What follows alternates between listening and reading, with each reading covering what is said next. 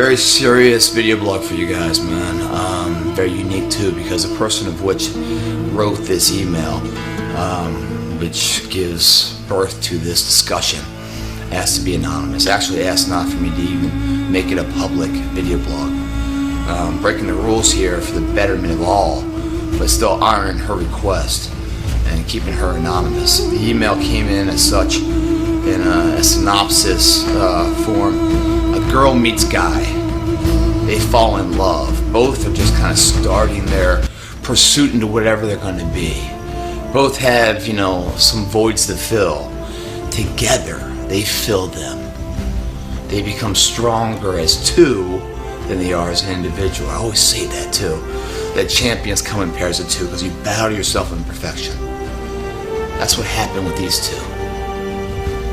She started doing well. He started doing well. He started to believe in what he's always believed in because someone backed him.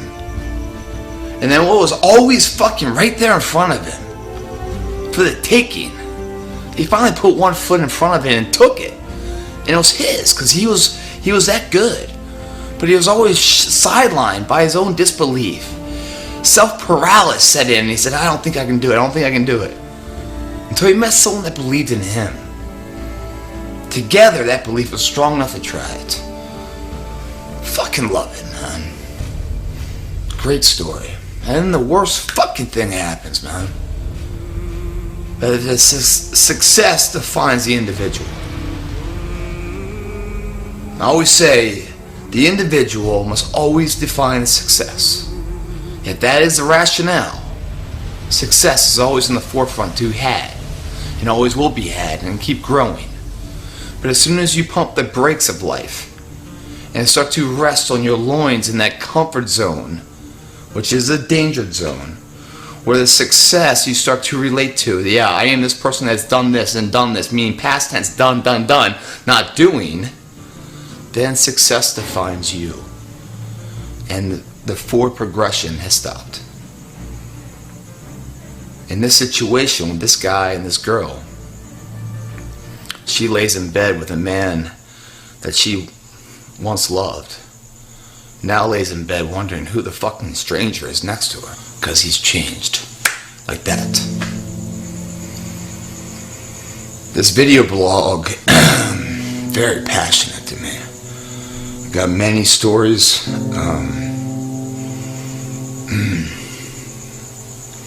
I'll go through. Very deep, very personal.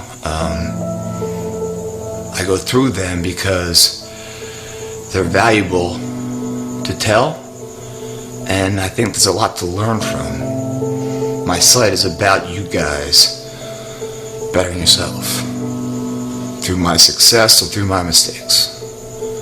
It's the same thing as before, the championship status of two becoming one, where me and you guys actually learn from each other.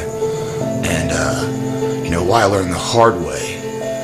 If you're open enough and strong enough to face a story that you haven't felt, maybe you can learn without feeling it. Maybe you don't have to feel the pain in order to reap the reward. That's up to you guys to decide. We're going to call this thing called the integrity of the industry. The industry of which I'm in is the fitness industry. A lot of you guys and girls are hard chargers. You guys are giving a real valiant effort, really putting out hard work, bearing those seeds of today that will bear the fruits of your labor tomorrow. And when that happens, great things happen. You go, wow, hard work pays the fuck off. It's possible. There's no longer problems. There's just situations that if I work hard, I can manipulate to my advantage. You start to make headway.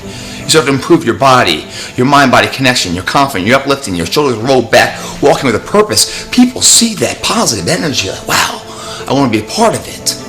And in society, there's sharks swimming everywhere that feed off of that, because it's very few and far between that's ever seen it.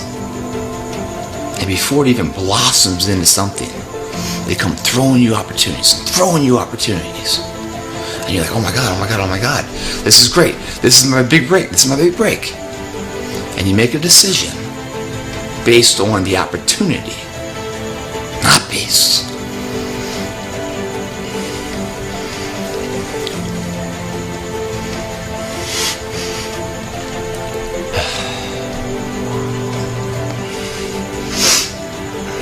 on the character of who you are.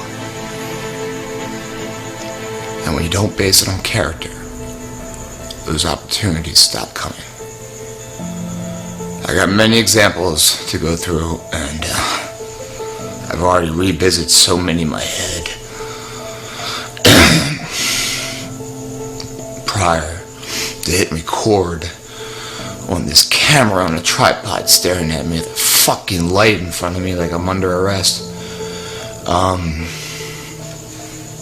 So the emotions is right there, it's right fucking there.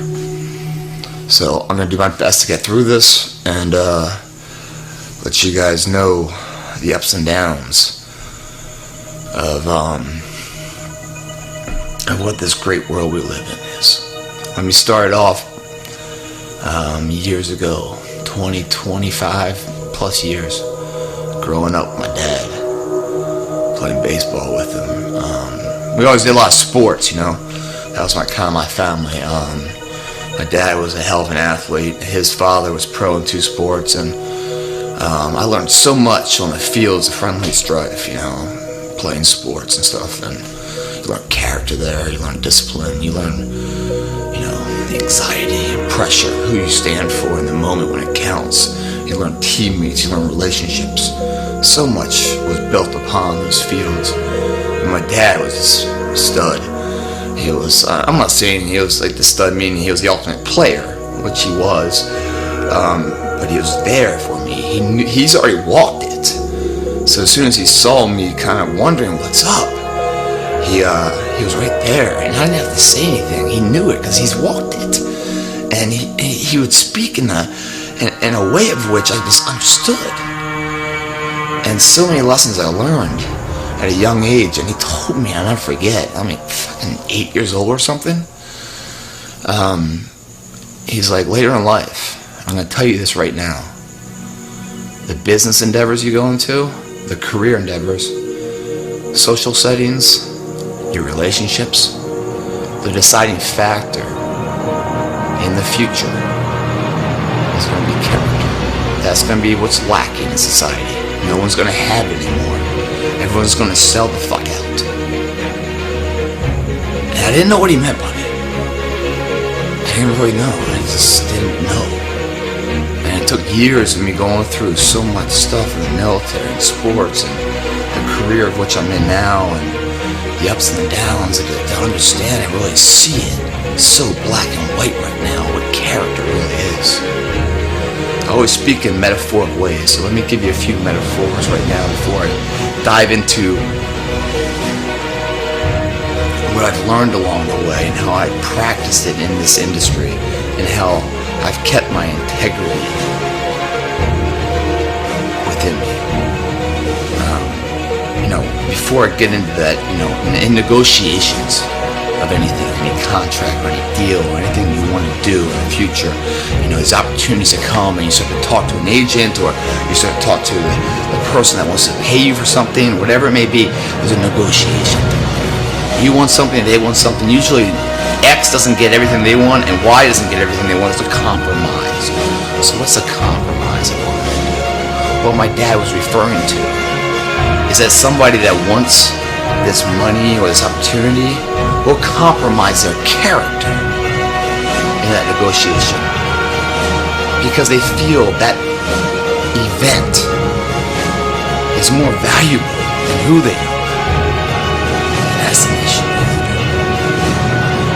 I've had many negotiations, and I'm always very strong in them, and a lot of people think I'm an asshole in them. I am willing to walk away at any point. I'm not defined by them. I'm not defined by my past. My past has taught me who I am. To be able to evaluate the situation present and apply what I've learned to make the best choice. And that choice is based on character. It's based on morality, integrity. Never about financial return. Never about monetary value or tangible items. It's always been about the character, the intangible items. And I walk. Because in Vegas, I can't pick up dice called character and roll them, hoping it goes my way. It's too much to gamble. The metaphoric lessons, or I think I got two of them for you. One is actually a biblical parable, and it speaks of, we'll just make it simple here, two guys that are building homes, right? They build these amazing homes, man, all this great, mahoganies and travertines and, just the best of the raw materials, and build these castles, these monumental statues that just really stand the test of time, and they're amazing, and people from far see them and they come running. Oh my God, pay homage to the great structure of which was built by man. But one of them was built on one surface and another was built on a different surface. The surfaces, one was built on a rock structure. The other one was built on sand. So as the storms of life come, the winds, the rains, the weather, what happens is it starts to erode the foundation of which this amazing structure is built upon. And in the situation of the man that built it on the sand, when the sand dissipates, no matter how great that structure is, it crumbles. That's the character. That's the rock. That's what stands the test of time. It can never be built on anything. No career. Just like in the gym, guys, a core and a form and everything is pivotal to the success of everything. There's no steroid you can take to get fucking bigger faster, because there's a cost to the character, the foundation of which we exist upon. It might stand for a bit, but in the storms of life, which never stop coming, your structure won't continue to stand. Another little metaphor, they say, or whatever I fucking say, the only wagons that rattle are the wagons that are hollow. They don't carry anything. You're like, what the fuck does that mean, Greg? Well, let's go back into the old days, man. Lewis and Clark shit, the Wild Wild West, where you have horse and buggy shit. And you're, ain't no paved roads and shit like it's so comfortable now. It's actually, actually had to be a man and a woman had to be tough, Now we're all hiding behind, I'll get into that later, but, so usually have a carriage and you have your possessions in that, and you're traveling across country, and that country is, not paths traveled, but paths less traveled, rockier, steeper, not paved paths.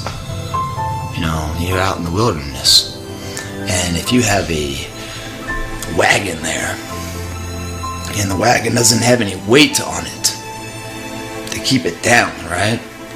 Well, then every little pothole or bump or anything that wheel hits, there's nothing to keep pressure on it. So it just jumps and moves and everything else and rattles and just makes a shitload of noise. But if you were to put like a hell of a lot of weight on that thing, then as that wheel goes over a ditch or something, basically the wheel absorbs it, because there's weight on there. You're like, all right, Greg, what the fuck are you talking about? I'm talking about the weight of character, the morality, the intangible value of the individual that really stands the test of time. That's the weight of the wagon as you're going across country, going across paths you haven't been to. You high chargers and stuff that are doing great and starting to impress others, and they're coming at you with opportunities. That's the unpathed travel that you're on, the wilderness, where there's bumps and pit holes along the way. Do you rattle at every single one, or do you stay solid to it because you have weight within yourself? What you speak, you walk. You don't speak words hollowly. You back them up with action. You believe in what you're doing. You have confidence. You have character. Or are you somebody that stands for nothing? That's so quick to just jump ship to anything that's popular or anything that has money to it. Are you that kind of person? Magnet to whatever is out there, not standing for anything. Because if you don't stand for anything, my friend, you fall for everything then. And you're the minnow these sharks in this world feed off of. You had prosperity, you had success, you had opportunity, but you didn't have any fucking character. So when they presented something to you, they painted this canvas that looked all bright, and you bought into it. You didn't know that canvas was painted on shit.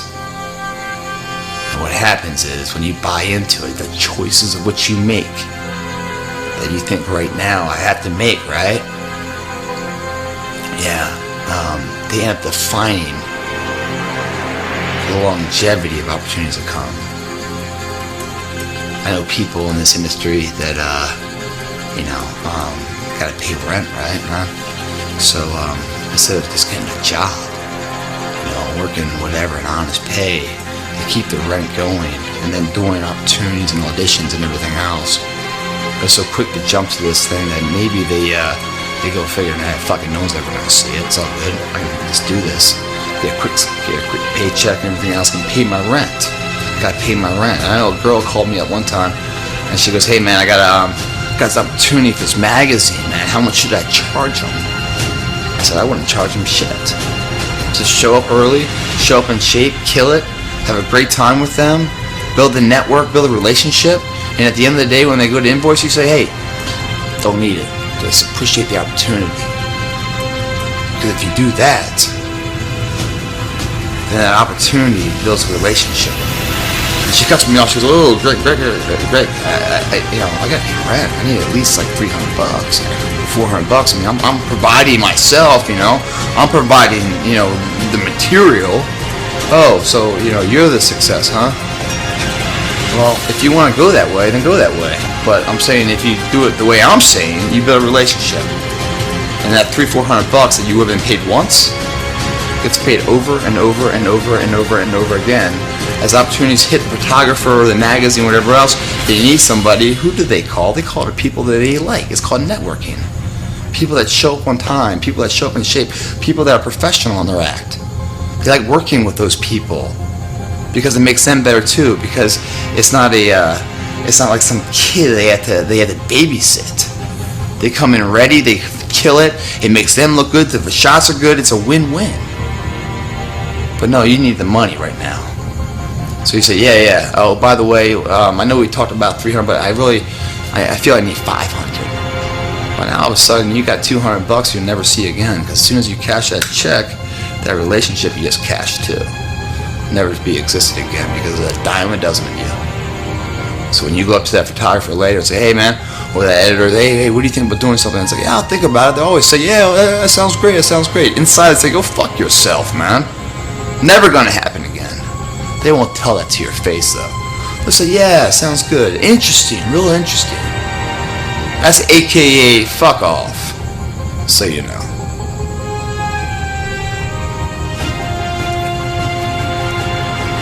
A lot of examples of which I'm going through right now, where this character's been tested. I can tell you an example. When I was first starting in the industry, I had a casting for a jeans company. I'm not going to say. I'll say a money exchange, big budget fucking thing. And I went down to 2 people. And so anyway, I got that job. I got the call, and then casting director, he said, come over to the office, man, I got good news for you. Came over there, I'm like, hey, what's up, man? He goes, hey, man, we picked you, man, you're the one. So congratulations. I'm like, sweet. He goes, it came down to you and this other person. I'm like, oh yeah, I saw the other person, that's cool. It's good, competitive, it's good stuff. He goes, but I spoke up for you. And the reason why you got picked is because of my selling of you. I go, well, great, man. I appreciate that. Thanks for believing in me. He goes, yeah, so I did that for you. So now what are you going to do for me? I go, well, I'm gonna make you look good, man. I'm gonna show up in shape. I'm gonna show up professionally. I'm gonna kill this thing. And at the end of the day, the company that's hired you is gonna say, dude, you picked the right people because this looks amazing. Exactly what we wanted and everything else delivered. Fucking check. He goes, no. What are you gonna do for me personally? I go, I don't think there's anything personally involved here, is there? I knew exactly where he was going. I was young still. I was naive to it all. He's like, I need you to do something personally for me. I go, I can't do that, man. I can't do as much as I want this job, as much as I think I can, use this as a platform to build more opportunities from and everything else. At the end of the day, I can't, I don't sell out, man. Meaning, like, you hired me, or supposedly hired me to perform an asset for a company of which hired for you. And now you're trying to get, personal favors or something sexual thing here, or what's going on? I just can't do that. And he's like, well, then you can get the fuck out. And I go, I was kind of shocked. I got the fuck up and walked out. I saw the ad like 4 months later. Saw the guy that got it, picture, and the other guy. And I guess he was willing to, do some personal favors there. Maybe, maybe not. I don't really know. I haven't really seen him much more, but, that's regardless of the fact. What I'm trying to say is at the end of the day, I still look at myself the same way. I can't put that on the table. I can never gamble. That's all I got. That's my name, my integrity. And I've been around some of the biggest sharks in this industry, and propositioned some amazing opportunities. But with a cost, I just could never pay. So I couldn't take that. There's a difference between being poor and being rich, and then there's even a bigger difference of being wealthy. Wealthy is a life lived. I know a lot of people that are rich and just fucking hate life, depressed. I know people that are poor that are depressed. I know people that are wealthy that don't have any of the financial means as these rich people, but they live a life that these rich people wish they could pay for, but never will.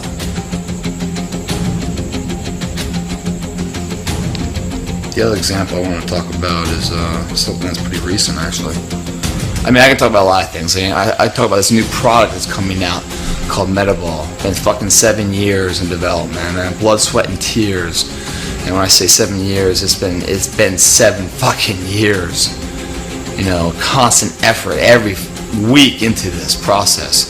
So many Murphy's laws thrown at us. So many ups and the downs. And do we stay true to it? Sometimes holding by a thread. So when we're holding by a thread, and it's all we got, we just tie a knot in that motherfucker and just hold on, man. And we keep believing it and believing it. Finally, it comes to fruition. We get all these people around us, team people, agents and market people and PR people and everything else. We do a commercial for it. It goes really well. There's a rating that comes back and it's very successful. Like, hey man, you're ready to go with it. This thing's ready to make some serious coin. I go, I didn't really want to make coin, man. I want to make a difference. I want to build a legacy. I want to build something of value here. And they go, well, no, you will. It's great. I go, well, in this process of doing this, I found a few flaws with the product. I found a few ways that I think our team can improve it. They go, don't worry about that, man. It's ready to go right now. Let's make the money now. Let's make the money now. I go, I don't sell my name once. I sell my name every fucking day and get return of investment. I don't sell it once. I don't sell out. I don't put my name to something knowing there's flaws to it, motherfucker. I don't understand what you mean. Well, you don't need to. Fuck off. You're fired. Didn't quite go exactly that way, but people, the team of us, Greg, you always get pissed off with everybody. I don't have anything else to play. I can't negotiate when they're trying to negotiate against a character of a product that I'm putting my name to and I created. They're looking for money. They don't know what the fucking 7 years of work. They don't know all the money I put into this. I'm not talking about a fucking few thousand. I'm talking hundreds and hundreds and hundreds of thousands. Blood, sweat, and tears you can't put a price on. 15 years of education in the military and sports and everything gone into a product. There's a few manufacturing things with some plastic in there that wasn't durable enough. I saw some stress fractures and stuff, and the team saw it. They just overlooked it. Don't worry, only a few people will see that.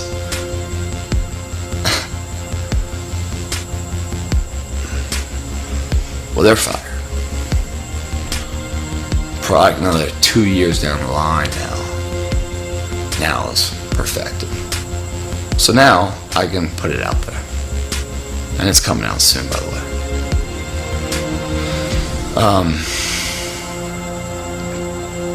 You're always going to be questioned with this, and the weird thing is, the more successful you get, the more people come out of the woodwork and question you further. The situation I'm in right now, what I thought was a dear and close friend of mine. I'm not going to bring up names, of which right now I will when the time is right, because I think you guys should understand who this fucking person is. But the synopsis of it all is a dear friend of mine who I put my name on the line and helped out.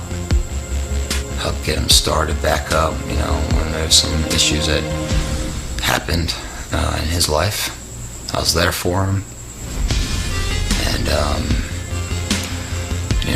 for whatever reason, he's hit some hard times financially, and he's trying to sue me on fraudulent charges. He's looking for a quick settlement because I'm making some money now, and he's not. So he figures that he'll just sue me and I'll settle, because that's how it works, right? In the US of A, that's how it works. Everyone's sue happy. Why are they sue happy? Because a prosecutor, someone that's suing somebody, doesn't cost them anything. Sue anybody. You just sue them. Usually the attorneys, if they believe in what you're suing them for, they don't, there's no bills. You don't have to pay for anything. They're just going to get a return of the settlement or a return of whatever else. So he makes up a story into this firm, and they believe it, and then they prosecute. And they send court orders against me, a friend of his that believed in him when no one else did. And then he's suing me for money. Talk about character, never there. So we fight it, and the lawyer team that he hired realizes a total bullshit case, fraudulent to the point they might lose their ability to practice law because it's that fraudulent. We go into a mediation point where they just want to get some money back for all the hours they spent on this bullshit case. Mediation, you sit in one room and another sits in another room, and there's a certain judge that comes, talks to you and talks to them. And, it's a civil case, so it's all about money. It's all about fucking dollars, which I'm not about, by the way. I'm not defined by success, and usually success is defined by money, and money never defines me. I've been broke, I've been rich, and I've never waved who the fuck I am in between. And that's what this guy did wrong. Not only did he ruin someone that actually cared for him, and someone that gave him a lot of opportunity, he also fucked up thinking that I would settle on something like this. The judge tells me, hey, could go to court, and it could be a year and a half from now and everything else, and could cost you, $250,000. I go, I cannot sell out my character. Whatever it costs me, my character's worth more than that. This is, if I did wrong, I don't have a problem paying for something. I make a lot of mistakes, I learn from them. But if I didn't do anything wrong here, I'm not about to sell out just so I spend less money. And when I spend less money, what's missing there? So if it's $250,000 and all I have to pay is X amount, the differential is called character I just sold. I don't have any to sell. He goes, Greg, I don't understand why you wouldn't do this. And, they came down in price, and this is a good deal here. I go, the deal's built on sand, by the way. He didn't know what I meant by that, but you guys might now. There's no structure of which is solid here, so therefore there is no deal. And he goes, but you can be out of this for a lot less money. I go, I'm not looking to be out of it, because the only way I'm out of this is with integrity and honor and character intact. I don't sell that. I don't gamble that. I don't roll a dice on that. This fucker is betting I will. I will not. I don't care what it costs me, because I haven't done anything wrong. I'll go to the judge and the jury, just pitch them the whole fucking story, and after I finish that and win the case, which I will, then I'll destroy this motherfucker. Judge is like, yeah, I'm sure you will. Yeah, this is a total crap case. But it doesn't really matter what's right or wrong. I go, oh, wow, isn't that funny? This is a fucking judge telling me this. That it doesn't matter what's right or wrong. So what he's then telling me is, what does matter is who's got more money. Because money overrides right and wrong in the legal system, it seems like. Anyway, I go, I'm fortunate enough to have the money. And the reason why I have the money is because I don't do deals. I don't sell character. The reason why I am the person I am right now, you can call it fortune or whatever else, or good blessings. I call it remaining true to myself through all the storms, through all the sunshine, the happy times and the tears. Remaining honest. Making mistakes, sure. Learning from them. Try not to repeat them. He's like, well, Greg, I understand, it's very, uplifting to hear someone like you speak of this. But at the end of the day, we have a chance to be out of this. What do you want to do? I grabbed my bags and walked out. I go tell him I'll see him a year from now in court. And he goes, Greg, seriously, stop. This is stupid. You're just wasting, you're throwing good money at bad. I go, there you go again talking about money. You're missing everything I'm saying. I go, let me break it down for you. I've been to a few funerals in my life. And in a funeral, what happens is someone gets up and speaks on the deceased. It's called a eulogy. And every fucking funeral I've been to, I've never heard one say how much money that person made, how many cars they had, how many businesses, how many houses. I always hear them say the character of what they stood for, the impact they left on others, what they gave back to society, and what they gave back, how it trumped tenfold what they ever took. How they were an asset, not a detriment to their neighbor. And those kind of people fills the church or wherever it is, because people respect them. And even though they're dead, their legacy lives on. And I looked at that judge in the eye and I said, you're not going to rob me of that. Nor is this fucking prick going to rob me of that. The fact is, I got the money to pay this case 5 times over. Yet that's what it costs. That's what it costs. Money I've had, money I've lost. Load it up again, it doesn't define me. What defines me is what my dad built to me, my mom built to me. It's the rock of the foundation you build yourself upon. The character of who you are. Nothing else matters, man. That's the wealthiest person in the world. Sometimes the richest. Warren Buffett said in a comment, he goes, the only business technique that I employ through every business opportunity is that as soon as I see a losing asset, no matter what the stakes are, I walk.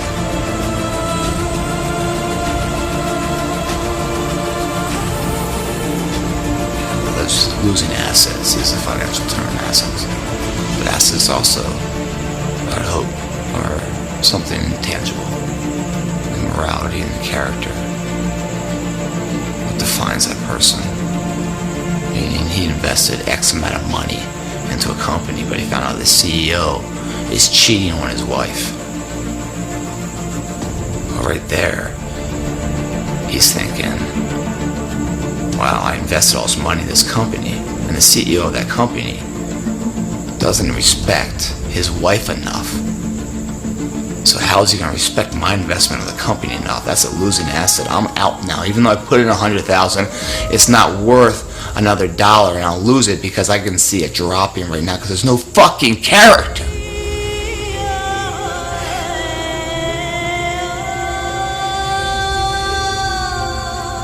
The girl in the email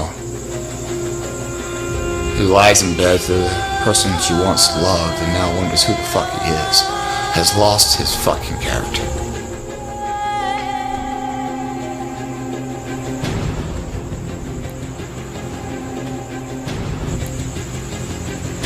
My science teacher in 7th grade, his name's Dr. Malloy, just an amazing individual. I remember walking to his classroom. He's a huge baseball coach too. For follows baseball, Cal Ripken Jr. He was one of his coaches and coached so many pros and stuff. Just in a, but on the side, he was a science teacher. I remember walking to his class first time, and the first thing he said, nothing about science. He goes, "We're going to take tests here. You're going to take notes and everything else. Right now, you have my trust. You have my trust, every single one of you. What you do with that is up to you. My trust is given once. And once you break my trust, you will never have it again." That was 7th grade, man. Remember that motherfucker like yesterday. Meaning, you cheating on a test, he catches you. That's a disrespect to him, yourself, and everything else. Is that test worth all that? And if it is, great. I can't imagine it. So you try to make amends. You say you're sorry. Years go by. You're the character, strong and true. From that point forward, you learn your lesson. But when everything's on the line, and he's got you or someone else to depend on, he won't pick you. Because that trust can never be 100%. You might get up to 99. But 99% trust to 100% trust is night and day. That's Little League World Series to Derek Jeter. That's how much of a difference that is. And that's what success is, guys. It's built on character. The individual defines it. It's never defined the other way around. Let me give you another example of that to prove that point. You guys heard of Paul Mitchell Hair Salon? That was started by two men. I don't know their first name, so I'm just going to make it up here. John Paul and Joe Mitchell, let's just say. They started out selling these products out of the trunk of their car when one of them passed away. The other one kept the name, kept the belief, and maybe was motivated by the passing of his partner and made it into the household name we all know. Paul Mitchell Hair Salon. I don't know how much money that makes or still makes or whatever it is. Along the way, he had a hobby. He really liked to distill tequila and make tequila on his own. That was his thing. And that's what he did in some spare time. He's an alcoholic, but he liked the chemistry of it all, and so he made it and tasted it and stuff. And it was something he did, kind of like me, woodworking and stuff. It was therapeutic. He had people come over to his house and stuff, and they go, "Man, it's really good. You should sell this stuff." So he did. That's Patron, the #1 selling tequila, which makes $10 to every $1 Paul Mitchell makes. So much more successful than the hair product alone. And people are like, it's so weird that an individual that's so successful in in hair and beauty is so successful in alcohol and liquor. I go, why is that fucking weird? Because the blueprints of successful business are the same no matter what the endeavor is. hard work, perseverance, all these types of characters, write business modules, write finance and everything else. It's the same blueprint. Whether I lay it on Paul Mitchell, or I lay it on Uber, or I lay it on, Patron. It's the same fundamental framework. Same with the person itself. The company of Paul Mitchell Hair Salon. Hit tragedy. His partner died. The individual believed in it and kept it going. Perseverance. Created that company. No one knew the hell that name was. Now a lot of people bank off that name, but initially it was somebody believing it. He created that. He believed that and he created it. He used the same techniques, had a passion for something else, put the same techniques towards a passion, and created another multi-billion-dollar company probably.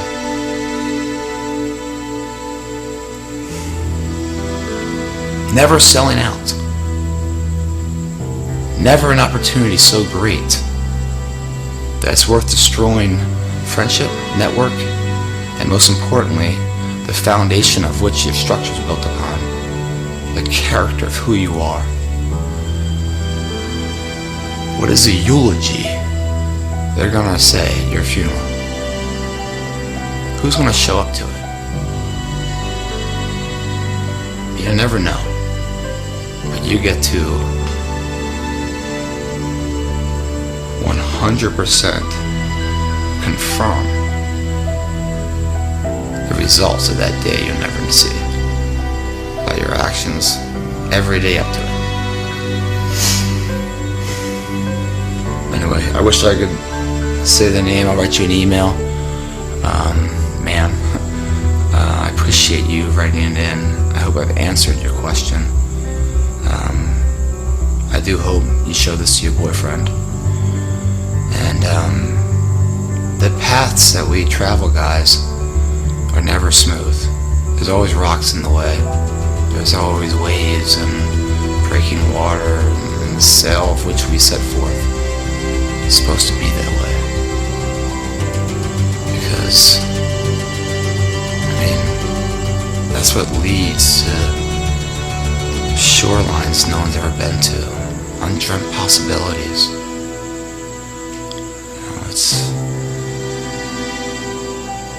It never becomes until you believe it.